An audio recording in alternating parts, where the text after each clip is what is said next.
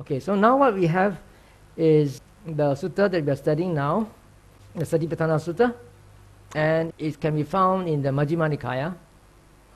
And there's also a more elaborate version to be found in the Digha Nikaya. Right?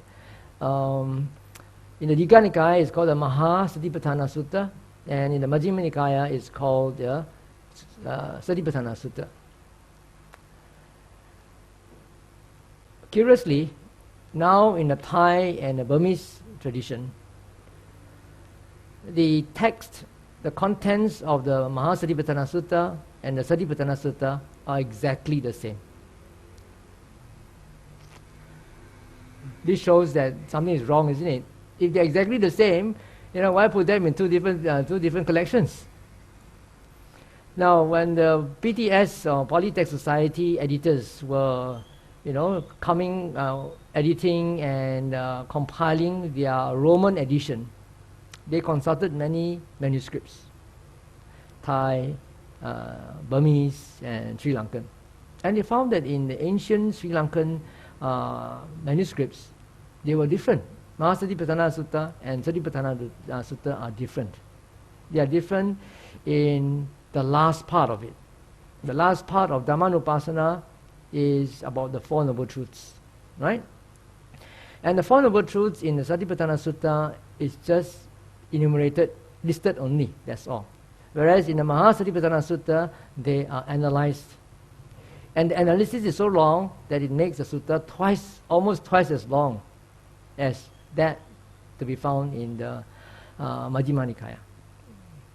Okay? So this shows that, there has been a lot of manipulation going on. Yeah. And how this has happened, I don't know. Yeah? And scholars also don't really know when this actually happened. Okay, now let's go on to introduction of the sutta. I said earlier that Bhante Aggacitta asked Bhante Ananda the circumstances under which certain suttas were discoursed with the Buddha and where they were discoursed. Unfortunately, for this particular sutta, the circumstances were not mentioned. Only the place was mentioned. It's supposed to be held among the Kurus in a town called Kamasadhamma. And where are the Kurus located? Yeah, look at this. I'm sure you don't have to look at all of them. You can just look at what is written in white here, Savatthi, and Varanasi, Vesali, and Gaya here is Bodh Gaya.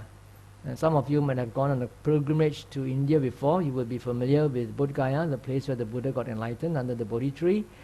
Varanasi is near the place where he gave his first talk, the Dhammacakkappavattana Sutta. Vesali is a place where Rajakaha is located, where one of the monasteries where he stayed quite often.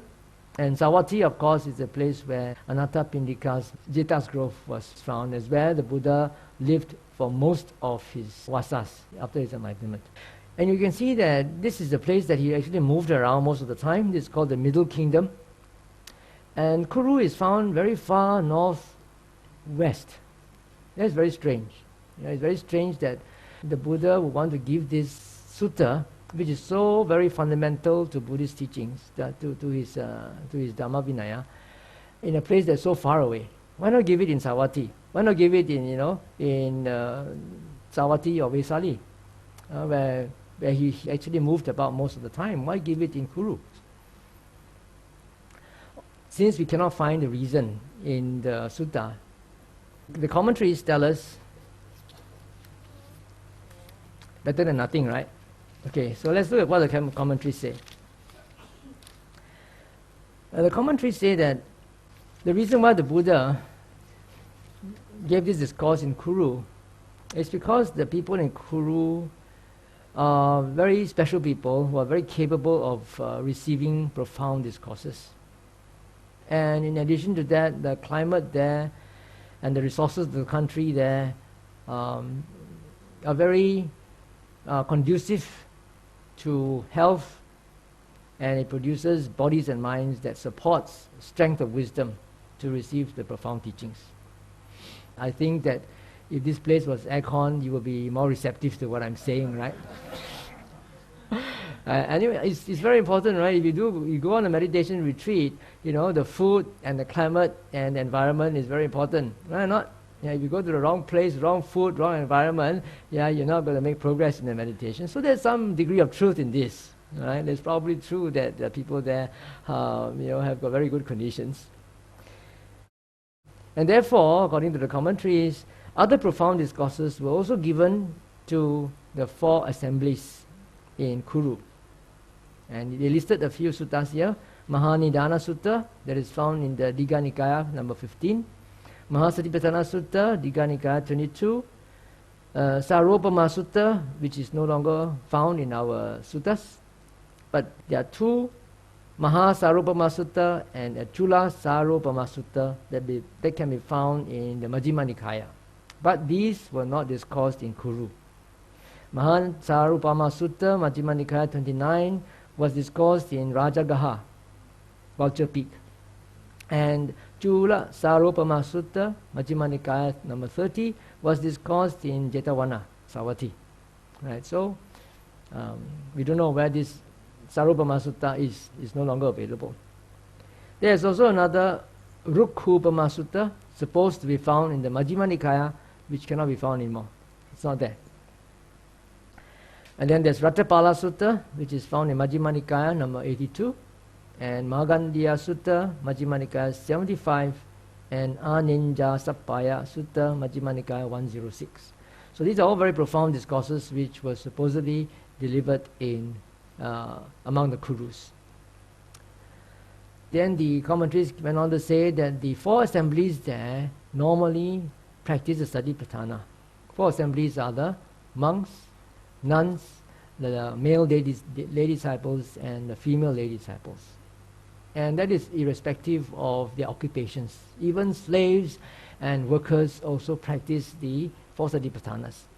And so there's no frivolous talk at the piers or at the wells, where they do the communal tasks, where the weaving places, where they do the weaving. There's no frivolous talk. Usually they will ask one another, which Satipatthana are you engaged in? And if somebody says none, then that person would be scolded. Shame on your life.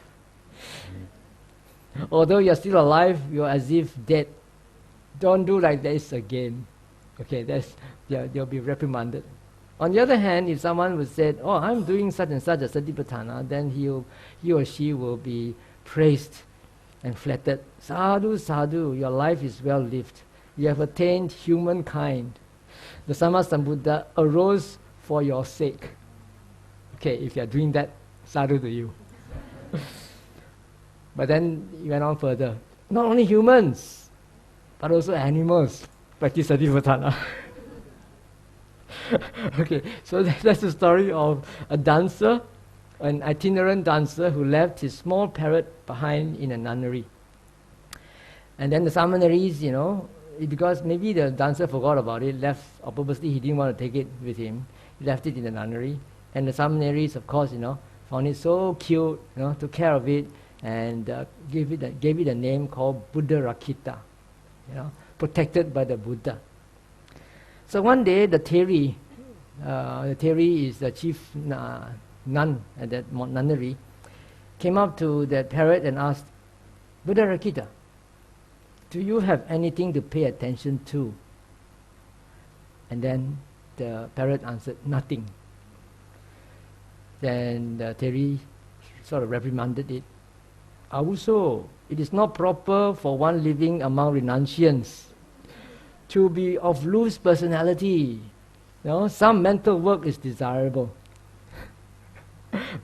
But you will not be able to do anything other than repeat bones, bones, bones, which is part of the 32 parts of the body, right? So one day, this little parrot was snatched by a big bird. It could be a hawk or an eagle, snatched. And then it started to screech, and the samaneries ran out and saw the eagle or the hawk, they are flying off with the parrot, with the little parrot, and they started to scream and throw stones and things at the eagle or the hawk. And then the big bird got scared, let go of its hold, and the parrot fell down back to earth. fell down to the ground. Then the Theri asked Buddha Aggacitta, when snatched by the big bird, what were you thinking? Interview.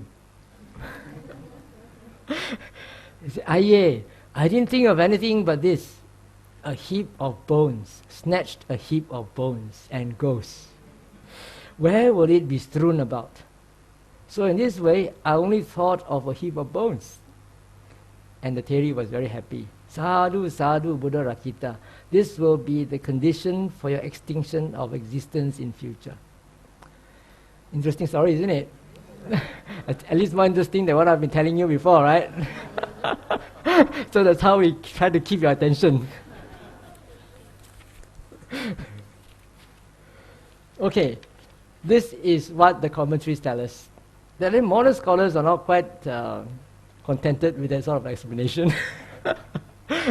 So Ajahn Sujato has done a scrutiny of Satipatthana materials in the 5 Nikayas, because it's not found only in the Satipatthana Sutta. As I said, it can be found in the Satipatthana Samyutta. There are about 55 suttas there, short suttas about the Satipatthana, and there are also other suttas in the Nikayas, in Anguttara Nikaya, in other places which mention the Satipatthanas. He also studied the 4 Agamas, whatever that's available to him. He knows some Chinese, and he has also got some friends who can translate for him. And other pre-Buddhist sources, the Upanishads, for example, and other Buddhist sources which are non-canonical. In particular, he made a concordance of 3 important Abhidhamma texts. One is called the Vibhanga, which is the earliest Abhidhamma text for the Pali tradition. Then the Dharmaskandha, which is an Abhidhamma text for the Sarvastivadins. And then the Shariputra Abhidharma, which is an Abhidhamma text for the Dhammagutikas. We will come to this in more detail later. These are many foreign words to you. I'm sure that you will have difficulty remembering them. Okay, his concordance means comparing the contents of Satipatthana in these 7 books. These are the 7 books where the Satipatthana content seems to be elaborated in detail. We have the Satipatthana Sutta of the Pali tradition, and we have the Smritupasthana Sutra of the Sarvastivada tradition. The Smriti is the Sanskrit for Sati, right? Upasthana is Upatthana. Upasthana is Sanskrit for Upatthana. And then we have what he calls the Ekayana Sutra. Actually, there's no such thing as the Ekayana Sutra. There is a sutra in the Ekayana chapter. The first sutra in the Ekayana chapter of this set of scriptures that belong to the Mahasangikas. And then we have the Prajna Paramita Sutra.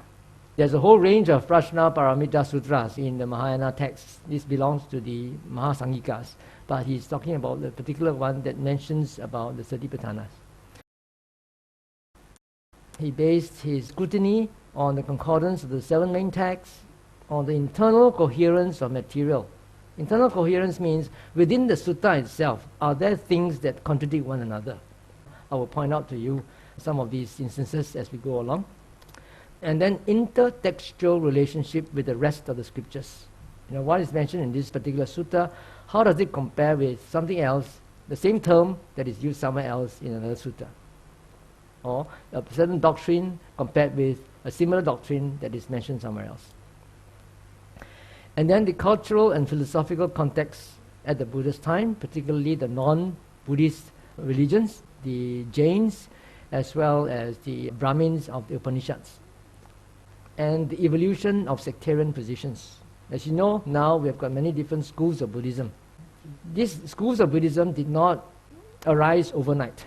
It took time for it to evolve before it can be actually identified as a group.